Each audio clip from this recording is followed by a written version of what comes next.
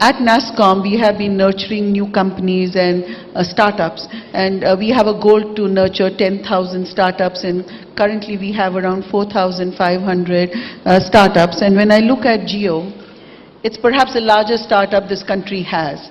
And, of course, it's a very, very big and very expensive startup for startups to able to afford. But when you look at these entrepreneurs and young people who are starting new organizations, what would you advise them to do? What is your advice for the new entrepreneurs on the block?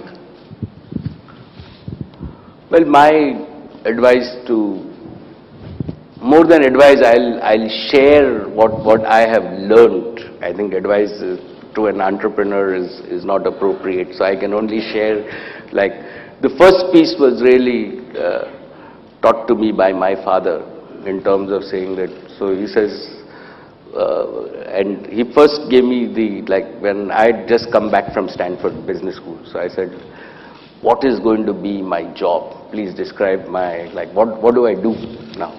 Roles and responsibilities. In terms of roles and responsibility, absolutely. So he says, Acha, like, am I giving you, if you're a job, like, then you're a manager, right? If you're an entrepreneur, you'll figure out what you want to do. So I'm not going to tell you anything, figure out what you want to do. Right? The second piece that I think I learned is that as an entrepreneur, right, it's very important to find a problem that you want to solve, that you are passionate about. Right? There is no, and this is the same thing that, in fact, Professor Sharma at UDCT, I was blessed to have him, he'd always say that I am not going to give you a list of problems and then you can go and work on anything. You find a problem, and then I will grade you on the quality of the problem that you find, and then I'll grade you on the quality of solution that you actually do. So the same rules apply for an entrepreneur, that it's not solving problems, it's first finding problems. Once you find the problem, right, then you solve it. The third thing that I have learned is that, and we've now institutionalized it at Reliance, is that you have to create societal value.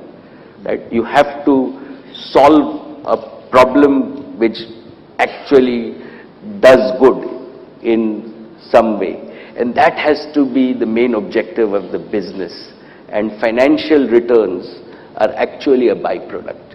If you focus only on financial returns, right, chances are that you would not really become great and solve your own passion. The other piece that I have learned is failures are normal.